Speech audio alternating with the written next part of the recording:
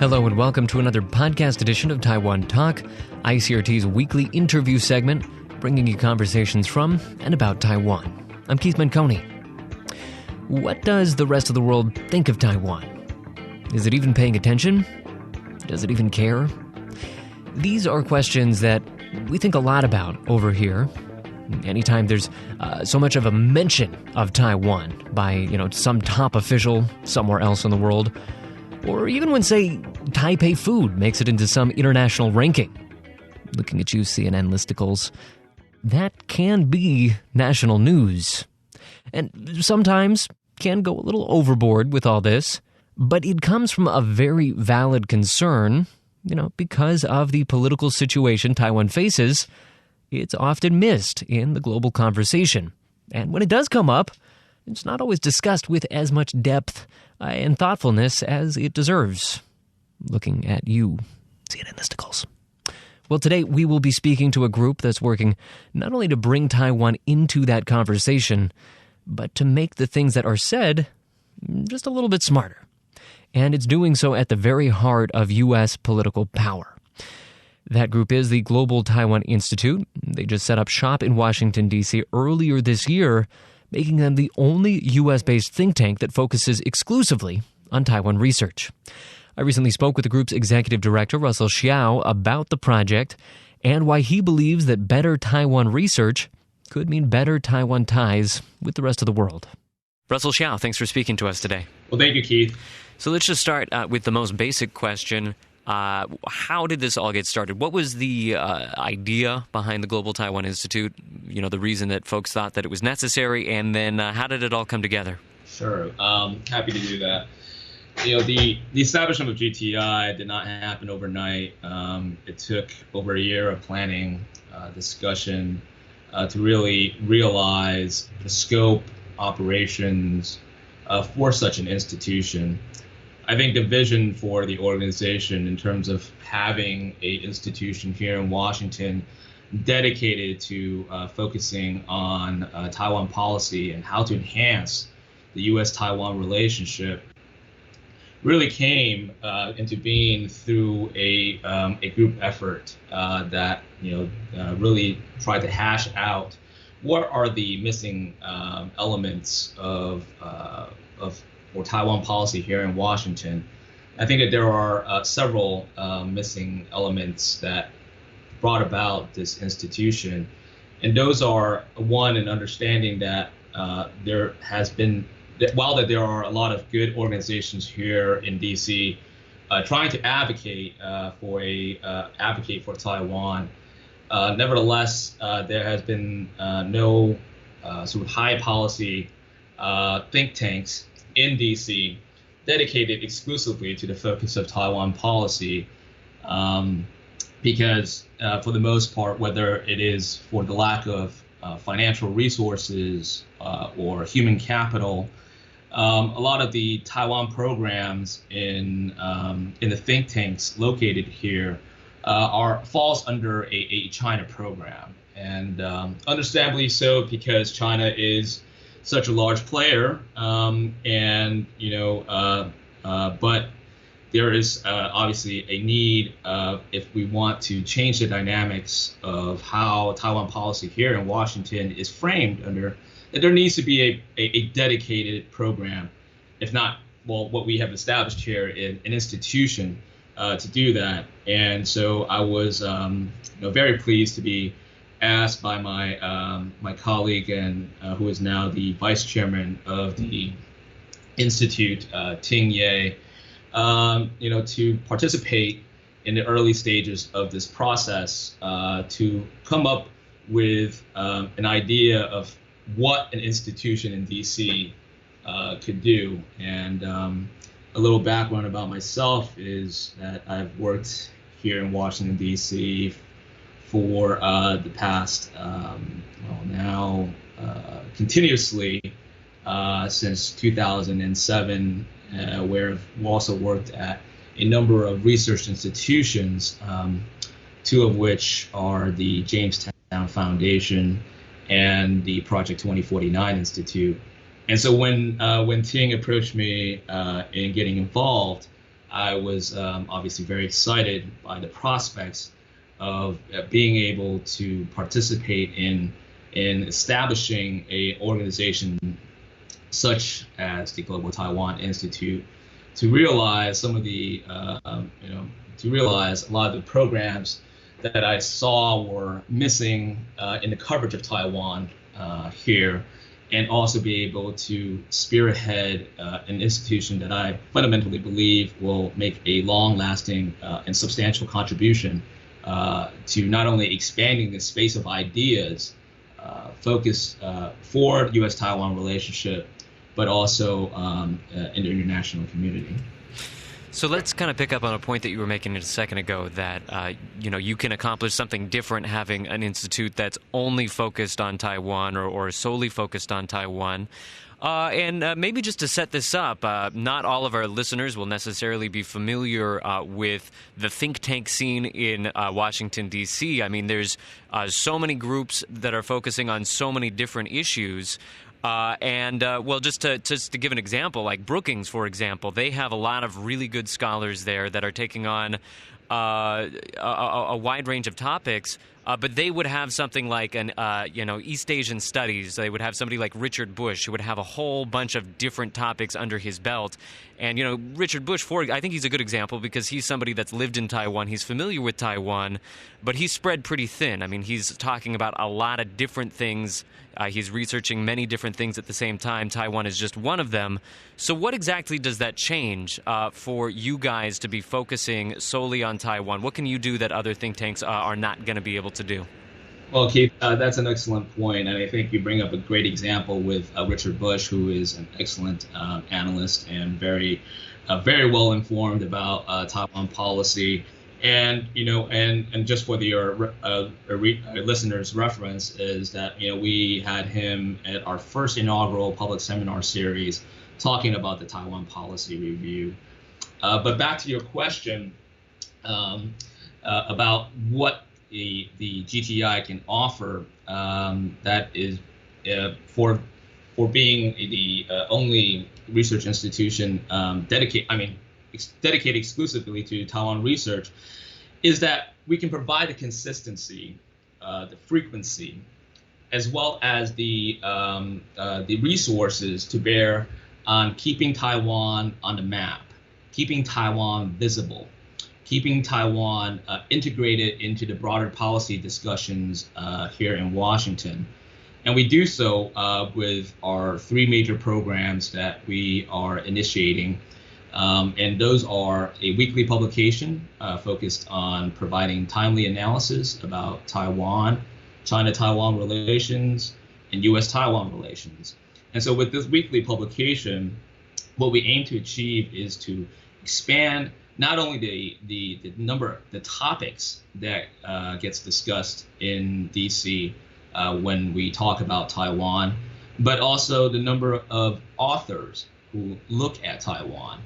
And so the topics in DC, for anyone who's lived here for a few years, will realize that it's quite limited, and it's limited because the resources that exist to support Taiwan research are limited to certain areas that generate the most interest for the time being. And those are, oftentimes issues related to defense and security, or political risks that results from elections. Now, this is not to say that those issues aren't important, but there is a wide gap in the coverage of Taiwan. For anyone, I think, who has ever lived in Taiwan, realized the dynamism of Taiwan and its society, and its contribution to the international potential as well, contribution to the international community.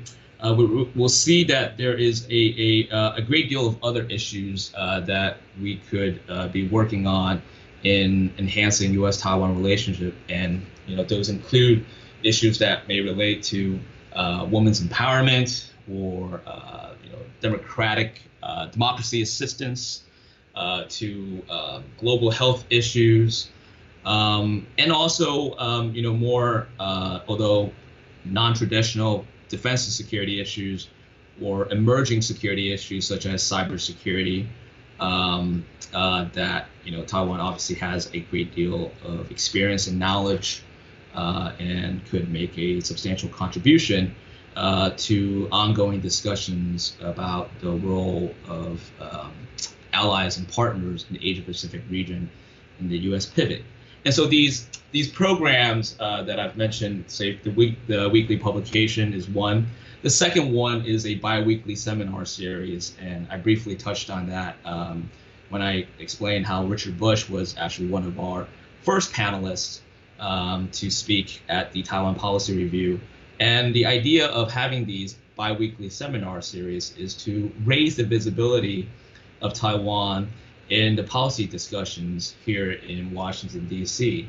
And the idea is to have it done frequently on a biweekly basis so that there's a constant stream of content and exposure for Taiwan, and our target audience are those within the think tank communities, to include people working in the government, to the public at large, and we welcome them to come and visit our facilities at near DuPont Circle, and so that they can have a better understanding about what is currently happening in Taiwan, to also what are some of the policy relevant issues that they may have not thought about when they are focused on their specific areas that they either look at for their work, or if they just want to have broader exposure to what's going on in the Asia Pacific region.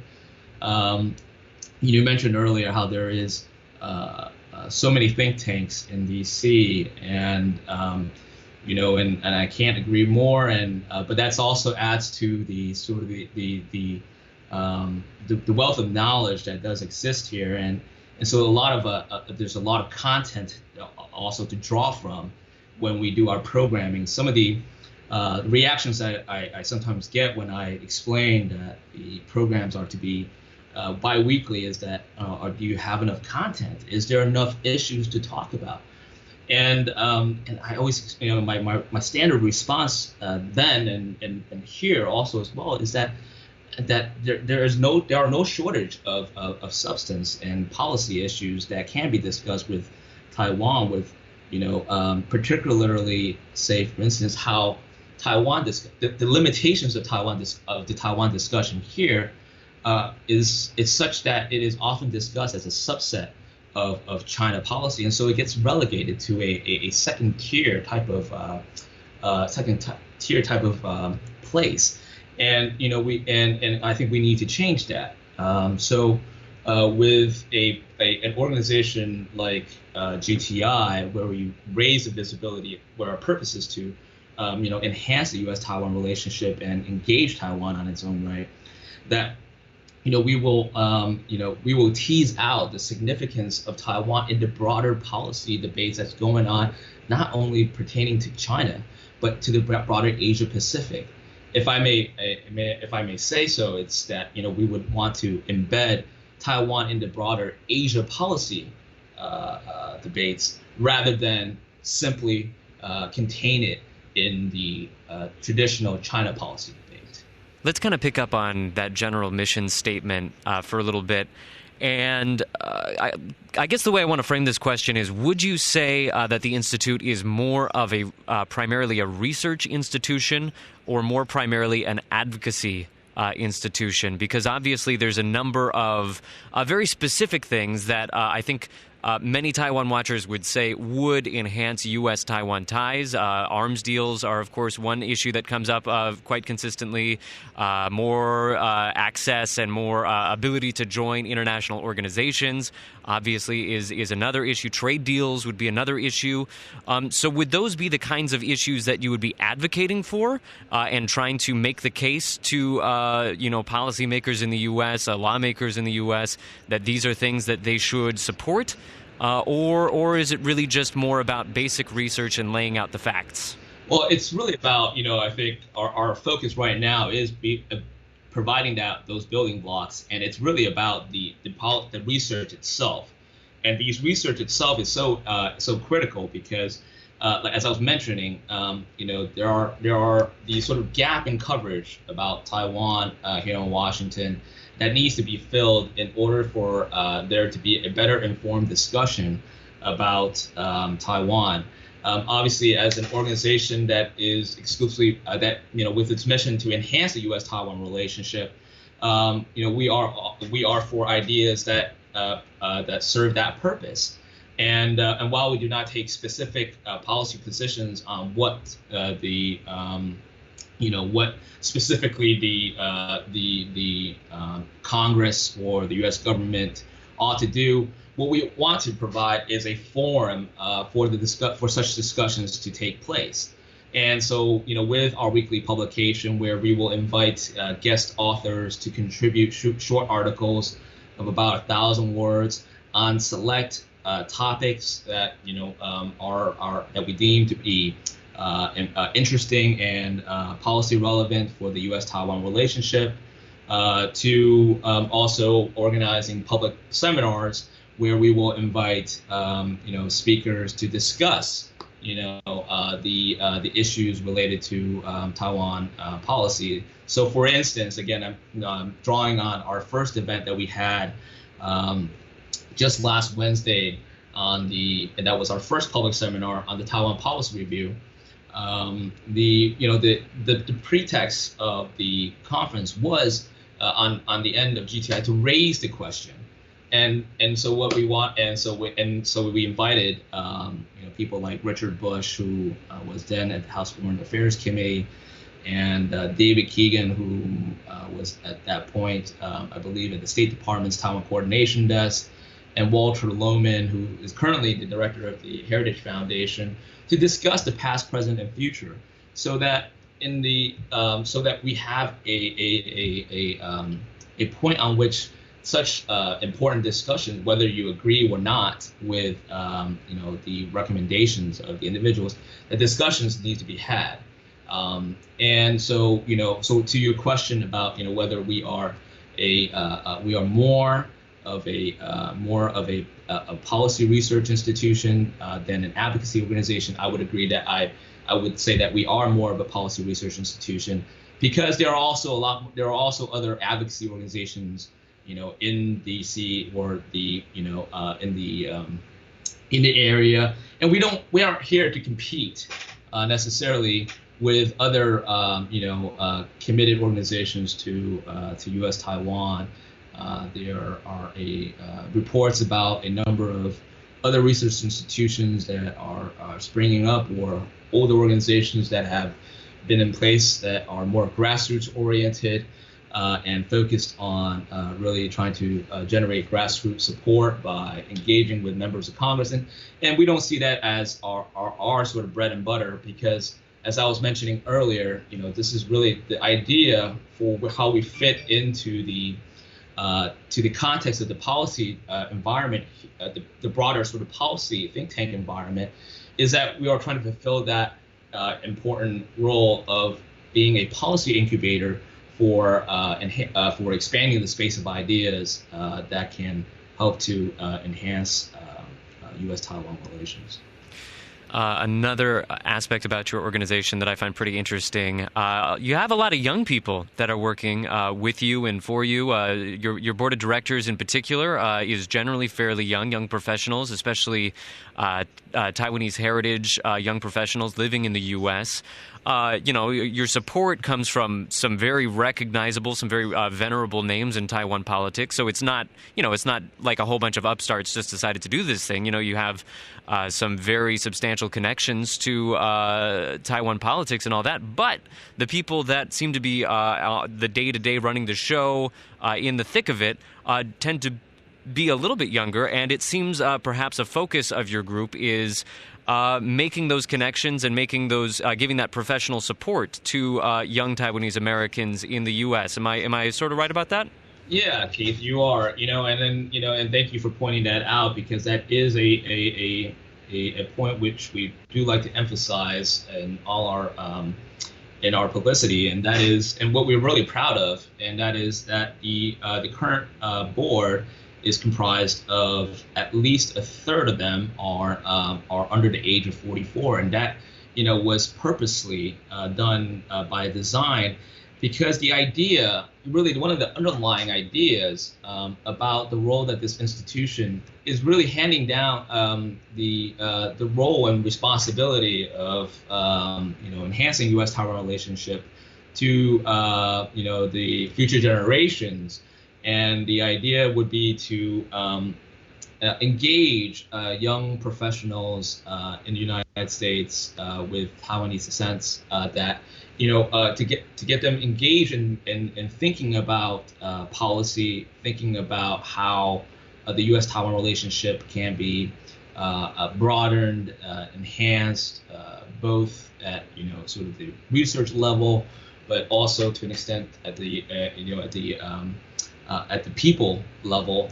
That there will be an institution like GTI where the future generations can sort of coalesce around in helping to build a more stronger foundation for the U.S.-Taiwan relationship. And so we expect that that we will continue to expand that base of support, and to also to engage other people within this sort of younger age group to become more involved as well. And so yes, this is an important part of GTI's place, not only in Washington but nationally in the United States.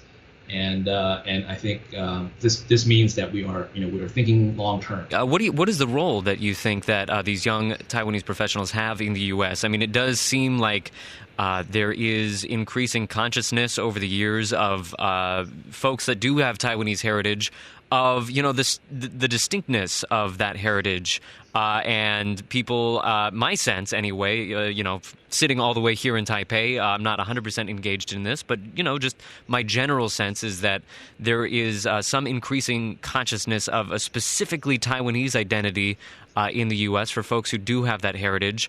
And what do you think for all of those many young professionals out there that are interested in getting engaged? What role do you think that they're going to play in that U.S.-Taiwan relationship and just kind of forging Taiwan's place in the world? Sure. I mean, that's a little outside, of course, the scope of the organization itself, but I can speak generally about what I believe. I think Taiwanese Americans and Americans of Taiwanese descent, play with the younger generations. Play, and that and part of that really stems from being able to bring new ideas to the table, to bring also energy to the work, and also resources as well. The Asian American population in the United States and I think in Taiwan and Taiwanese Americans are no exception, and perhaps pretty high up in terms of the educational attainments, as well as attaining good paying jobs, and a lot of them decide to go into careers that may not necessarily or at least they have been gone into careers to where they are either practicing law or in entrepreneurial activities or becoming medical doctors. And less on the sort of the policy government side. And I think with this new generation is that what we can get is new ideas, new energy, and also a new a new environment that is more reflective of the current nature of the U.S.-Taiwan relationship, where in the past I think old ideas have dominated and so sort of enclosed in such older frameworks that may be outdated or outmoded. And so I think new blood, new energy, new ideas, and longer sustaining, a more sustainable sort of resources in the long run is what I think a new generation of people would bring to the U.S.-Taiwan relationship. All right, and just to round things out, I think it's worth noting, the timing of the Institute's emergence onto the political scene is pretty interesting. This year, I think it would be safe to say that strengthening U.S.-Taiwan ties is perhaps more important than ever. Since the inauguration of President Tsai Ing-wen, there's been a chilling of cross-strait ties, and over the last couple of weeks, that's played itself out in a number of ways. I mean, most recently, Taiwan was barred from a very significant UN-sponsored aviation organization meeting. So we kind of see this boxing in of Taiwan around the world as those relations decline. So it's interesting that here we have an organization that makes as its main focus strengthening those international ties. So how do you think about the significance of the timing of all this? Well, I think the timing is perfect, but it's less about the inauguration of President Tsai Ing-wen, although remarkable in itself because she is the first woman president, and for that I think it's a very important achievement for the Taiwanese people, but more so because I think that there has been an opening up of Taiwan and new sort of new realities on Taiwan in China-Taiwan relations, to also U.S. policy towards Taiwan that necessitates an organization like GTI to be able to play a role in being able to not only to capture, describe, to provide explanations about these ongoing trends in Taiwan, to help better inform the policy process here in Washington, but also in Taipei. But to anyone who has access to the internet and can and can go on a website to read our articles about these changes and be better informed to make decisions either for themselves or in the policy process to help better enhance the mutual security of a democratic partner of the United States. And I would add that because the organization it plays that sort of pivotal role in filling in the gaps in coverage of how Taiwan has been traditionally viewed here in Washington, that we need to break out of that framework and to also and to be able to broaden the issues that are relevant to the relationship, and we can do that by using through our publications and through our programs. All right, and we will leave it on that note. We've been speaking today to Russell Xiao. He is the executive director of the new Global Taiwan Institute. Russell, thanks so much for speaking with us today. Thank you, Keith. Really appreciate it. Thanks for listening to another podcast edition of Taiwan Talk. Taiwan Talk, of course, broadcasts every Monday on ICRT FM 100. First at 8 a.m. and then again at 6 p.m. right after the top of the hour newscast. The broadcast version is, of course, somewhat abbreviated, but you can find the full interviews, such as the one you just heard, online at the ICRT website, on iTunes, and most anywhere where you can find podcasts. Want to remind our listeners once again of another show that I host, Taiwan This Week, which is ICRT's weekly news roundup, I guess is the best way to put it, news roundup / talk show. Basically, the idea is we take on the top 4 or 5 news stories in any given week, condense it all down for you, make it easy to get caught up if you've missed a few twists or turns in the news cycle. And then we invite on a couple of, analysts, commentators, news-type people, academics, to really break it down and provide some deeper insights so that we can really get to the heart of the matter and understand what is going on in Taiwan. So that is Taiwan This Week. It broadcasts every Friday at 8:15 p.m. You can also find a podcast version of that show as well in all the same places that you can find Taiwan Talk. Check it out. Hopefully it can help you stay abreast of Taiwan news just a little bit more easily. That is it for the show today. For Taiwan Talk and ICRT, I am Keith Manconi. See you next time.